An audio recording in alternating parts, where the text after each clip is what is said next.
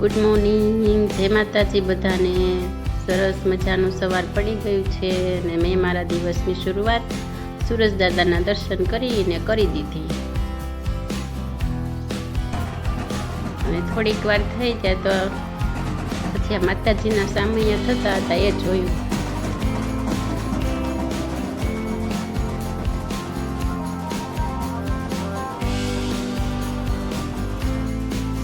પછી નાસ્તામાં મારે આજે પૌવા બટેટા બનાવવાના હતા।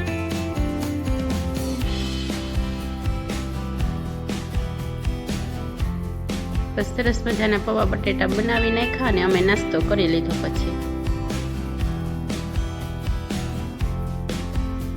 નાસ્તો કરીને વાસણ કરવાના હતા, પણ આ ભાઈનો સાથ પૂરેપૂરો આખો પલળી ગયો સવારમાં।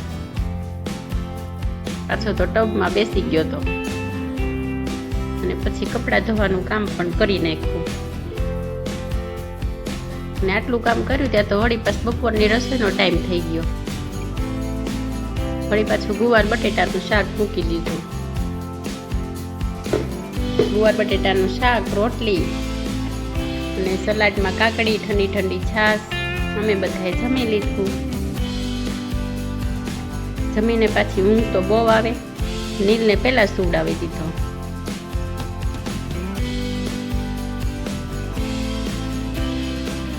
વળી ઉઠીને પછી આ પેટનો ખાડો પણ પૂરવા બેસી ગયા। આવું બધું ખાઈ લીધું થોડું ને પછી મારે આ ઘઉં સાફ કરવાના હતા, પણ લાગ્યું કે ભાઈ કરવા દેશે નહીં એટલે અધૂરા મૂકવા પડશે। અને આ વાતાવરણનો પલટો જોઈ અમે તો અગાસી ઉપર આવી ગયા મા દીકરો। એવા સરસ વાદળા અને એવું થઈ ગયું હતું, પણ વરસાદ તો કઈ આવશે કે નહીં ખબર નહોતી।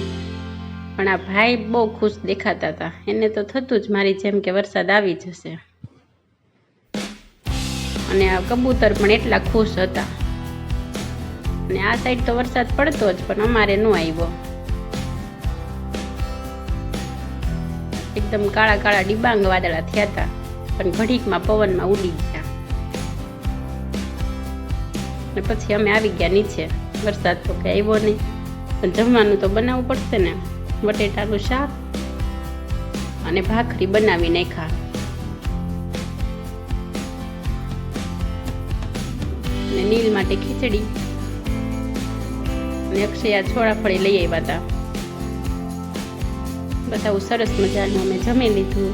તો આજનો દિવસ મારો કંઈક આવો રહ્યો। જય માતાજી। લાઈક, શેર અને હા, સબસ્ક્રાઈબ કરવાનું ભૂલતા નહીં હો।